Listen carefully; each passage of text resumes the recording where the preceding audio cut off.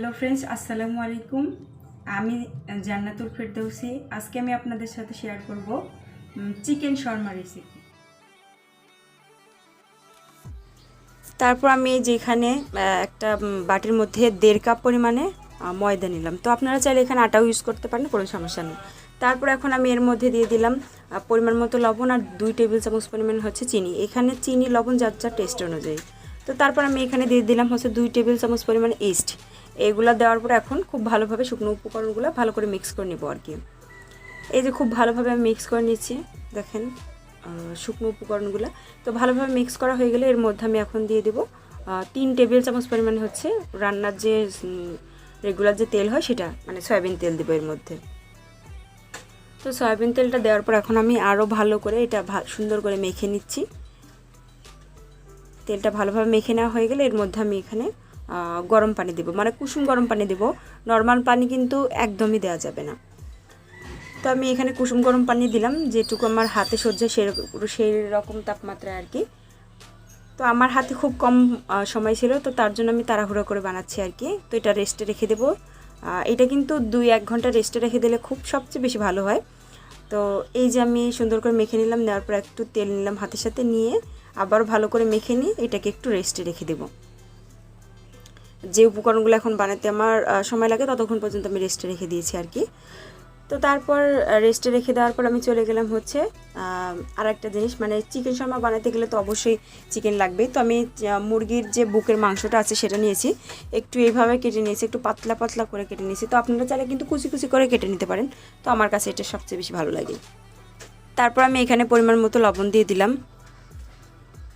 দেওয়ার পর এর মধ্যে দিয়ে দিলাম হচ্ছে গোলমরিচের গুঁড়া। গোলমরিচের গুঁড়া দেওয়ার পর আমি এর মধ্যে এখন দিয়ে দিব মরিচের গুঁড়া। এখানে আপনারা ইচ্ছা অনুযায়ী দিবেন, যে যতটুকু ঝাল পছন্দ করেন ততটুকু পরিমাণে দিবেন। তো তারপর আমি এখানে দিয়ে দিব অল্প পরিমাণে হচ্ছে আদা বাটা আর রসুন বাটা আর কি। তো তার আগে আমি এখানে দিয়ে নিলাম হচ্ছে গরম মশলার গুঁড়া। তারপরে এই যে আদা বাটা রসুন বাটা খুবই অল্প পরিমাণে, আর একটু দিব জিরা বাটা, সামান্য পরিমাণে জিরা বাটা। তো জিরা বাটা দেওয়া হয়ে গেলে এখানে আমি দিয়ে দেবো সয়া সস। সয়া সসটা একটু বুঝে শুনে দিতে হবে, কারণ সয়া সসের মধ্যে কিন্তু লবণ থাকে। তো এখানে আমি 1 টেবিল চামচ একটু বেশি দিছি। দেওয়ার পর সবগুলো উপকরণ এখন ভালো করে মিক্স করে চলে যাব চুলার কাছে। তো এটা আপনারা ম্যারিনেট করেও রাখতে পারেন, তো আমার কাছে সময় নেই, আবার ম্যারিনেট না করে রাখলেও কিন্তু চলে, কোনো সমস্যা নেই। তারপর আমি চুলার কাছে গিয়ে একটা প্যান বসাই দিয়েছি। দেওয়ার পর এখানে পরিমাণ মতো তেল দিলাম। দেওয়ার পর এখন আমি এর মধ্যে যে চিকেনগুলো আমি ম্যারিনেট করে রাখছি সেগুলো এখন এর মধ্যে আমি দিয়ে দেবো এক এক করে।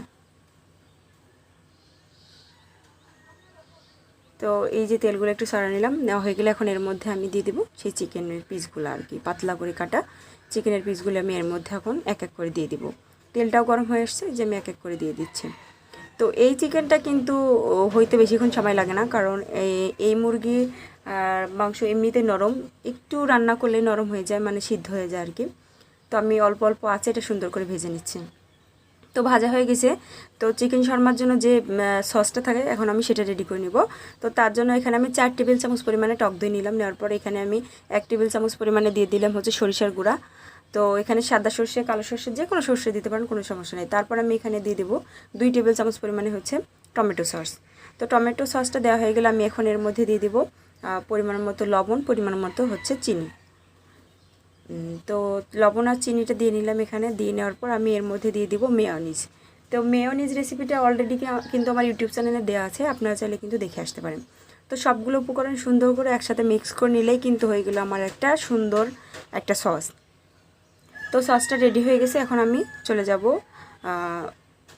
চিকেনগুলোর কাছে। তো চিকেনগুলো এখন আমি এইভাবে কেটে নেব একটু টুকরা টুকরা করে। যে আমরা রেস্টুরেন্টে যে শর্মাগুলো খাই, তো সেগুলোর মধ্যে কিন্তু এরকম ছোট ছোট পিস করে দেওয়াই থাকে। তো আমিও সেমভাবে এরকম ছোট ছোট টুকরা করে কেটে নিচ্ছি। দেখেন সবগুলো আমার টুকরো করে কেটে নেওয়া হয়ে গেছে। এখন আমি চলে যাব সেই ডোটার কাছে, আটার ডোটার কাছে আর কি। তো সেটা আমি তুলে নিলাম। নেওয়ার পর আমি খুব বেশিক্ষণ রেস্টে রাখতে পারি নাই, তো সেই জন্য আর কি। তো আপনারা চাইলে একটু বেশিক্ষণ সময় দিয়ে রেস্টে রাখবেন, তাহলে আর কি রেজাল্টটা ভালো হবে। তো হাত দিয়ে একটু মথে নেওয়ার পর এটাকে এখন আমি পিস পিস করে নিচ্ছি, মানে যে কয়টা আমি বানাইতে চাই। তো আমি এখানে 4টা বানাইছি। তো এটা একটু, এই রুটিটা একটু হালকা একটু মোটা করে বানাইতে হয় আর কি। এই আর কি। তো তারপর আমি যে আটার ডোটা সুন্দর করে হাত দিয়ে ঘুরিয়ে ঘুরিয়ে এখন এটাকে অল্প একটু আটা দিয়ে সুন্দর করে বেলে নেব। তো দেখেন অল্প একটু আটা দিয়ে অল্প অল্প করে আটা নিয়ে আমি এটা সুন্দর করে বেলে নিচ্ছি আর কি। বেলুনটা দিয়ে সুন্দর করে আমি বেলে নিচ্ছি। আপনারা দেখে বুঝতে পারতেছেন এটা আহামরি কোনো বিষয় না। আর রুটি বা পরোটা যেভাবে বানায় সেভাবে বানাবেন, একটু মোটা থাকবে এই আর কি। তো তারপরে দেখেন এইভাবে আমি বানিয়ে নিচ্ছি, বেলে নিচ্ছি। আর কতটুকু পরিমাণে ভারী বা মোটা বা পাতলা রাখছি সেটা আপনাদেরকে আমি দেখিয়ে দেব। সুন্দর করে ঘুরে ফিরে আমি বানিয়ে নিলাম। তারপরে যে দিকটা একটু মোটা আছে সেই দিকটা আরও একটু বেলে নিলাম। নেওয়ার পর এখন আমি আপনাদেরকে দেখিয়ে দেবো যে আমি কতটুকু পরিমাণ পাতলা বা মোটা রেখেছি। তো দেখেন এই যে দেখেন এই পরিমাণে আমি রেখেছি, আপনারাও কিন্তু এইভাবে রাখবেন। তো বেলা হয়ে গেছে, চলে গেলাম চুলার কাছে। একটা প্যানের মধ্যে এটা দিয়ে দিলাম। দিয়ে দেওয়ার পর এখন ঢাকনা দিয়ে এটাকে 1 মিনিট রেখে দেবো মিডিয়াম আছে। তো 1 মিনিট হয়ে গেছে। এখন আমি এই পাশটা উল্টিয়ে এই পাশটাকে ভেজে নেব। এই পাশটাও ভাজা হয়ে গেলে একটু উল্টে পাল্টে একটু ভেজে নিচ্ছি আমি। এই পাশে ওই পাশে একটু সুন্দর করে ভেজে নিচ্ছি। অল্প অল্প আছে আর কি, খুব বেশি জোরে কিন্তু জাল দেওয়ার দরকার নেই। খুব অল্প অল্প আছে কিন্তু আমি এটা সুন্দর করে ভেজে নিচ্ছি। তো অন্যান্য যে রুটি বা পরোটাগুলো থাকে সেটার চেয়ে কিন্তু এটা অনেকটাই আলাদা, কারণ দেখলেনি এটার সাথে আমি কী কী উপকরণগুলো অ্যাড করছি। এটা কিন্তু সেরকম মজাদার একটা ছিল আর রুটি আর কি।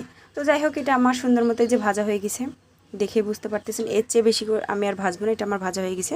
তো তারপর যে আমি সসটা রেডি করে রাখছিলাম সেটাকে নিলাম। নেওয়ার পর আমি যে মুরগির বুকের মাংসগুলো ভেজে রাখছিলাম সেগুলো টুকরা করে নিয়েছি। সাথে আমি এখানে টমেটো কুচি করে নিয়েছি আর শশা কুচি নিয়েছি। তো আপনারা চাইলে এখানে ক্যাপসিকামও ইউজ করতে পারেন, যার যার পছন্দ। তো প্রথমে আমি এই যে একটা বাটি নিলাম, যে যার পরিমাণ মতো এখানে কিন্তু মিক্স করে নিতে পারেন। তারপর মুরগির মাংসগুলো নিলাম, তারপর টমেটোগুলো নিলাম। নেওয়ার পর এখন সস দিয়ে আমি সুন্দর করে মেখে এটাকে রেডি করে নেব। তো আপনারা চাইলে মুরগির মাংস, টমেটো, তারপর শসা এগুলো দেওয়ার পর তার উপর থেকে কিন্তু পরিবেশন করতে পারেন, কোনো সমস্যা নেই। তো তারপর আমি এখন এগুলোর মধ্যে যে সসটা রেডি করে রাখছিলাম সেটা এখন এর মধ্যে দেব। এই সসটা যে এতটা পরিমাণ সুন্দর হয়েছিল, এতটা পরিমাণ মজাদার হয়েছিল, এটা বলার বাহিরে। আপনারা যদি বাসায় বানান তাহলে কিন্তু বুঝতে পারবেন এটা কতটা সুস্বাদু। আমরা যে রেস্টুরেন্ট থেকে শর্মাগুলো কিনে খাই তার চেয়েও কিন্তু পারফেক্ট হয়েছে, আমার কাছে কিন্তু এতটাই ভালো লাগছে। তো তারপর এখন যে রুটিটা আমি ভেজে নিয়েছি সেটাকে এখন আমি ফোল্ড করে নিব। তো তার জন্য আমি এখানে এইভাবেও নিতে পারেন। তো আমার কাছে এই কাগজটাই ছিল, মানে এটা ইউজ করছে আর কি। যে ফয়েল পেপারগুলো থাকে ওটা হাতের কাছে ছিল না। তো আপনারা এইভাবে কিন্তু পরিবেশন করতে পারেন, কোনো সমস্যা নেই। তো তারপর আমি যে এখন এই যে রুটির মাঝখানে যে পুরটা সেটা এখন আমি দেবো। এই মাঝখানে যে পুরটা আপনারা আপনাদের পছন্দ অনুযায়ী দিতে পারেন, খুব বেশি করে দিতে পারেন, আবার কমেও দিতে পারেন, কোনো সমস্যা নেই। তো এই যে আমি কিন্তু খুব বেশি বেশি খেতেই পছন্দ করি, তো সেই জন্য আমি একটু বেশি বেশি করে দিচ্ছি। এখন আমি আমার পছন্দ অনুযায়ী সুন্দর করে এটাকে রোল করে নেবো আর কি। তো দেখতে পারতেছেন কি সুন্দর করে রোল করতেছি। এইভাবে জাস্ট এইভাবে একটু ঘুরিয়ে কাগজটা দিয়ে একটু পেঁচিয়ে হাত দিয়ে ধরে ধরে খাবেন আর কি। এই যে রেডি হয়ে গেলো আমার মজাদার চিকেন শর্মা। তো আমি এইভাবে বানিয়েছি। আবার নেক্সট যেটা আপনাদেরকে একটু পরিবেশন করে দেখাচ্ছি, এটা হচ্ছে টুথপিক দিয়ে আটকে এই যে আপনাদেরকে পরিবেশন করে দেখাচ্ছি। তো দেখেন কতটা পরিমাণ সুন্দর হয়েছে দেখতে। তো তার চেয়ে বেশি হয়েছে খাইতে, মানে মজাদার, মানে খেতে অসাধারণ হয়েছে, যেটা বলার বাহিরে। তো আপনারা কিন্তু অবশ্যই বাসা বানিয়ে খাবেন আর আমাকে কিন্তু কমেন্ট করে জানাবেন। তো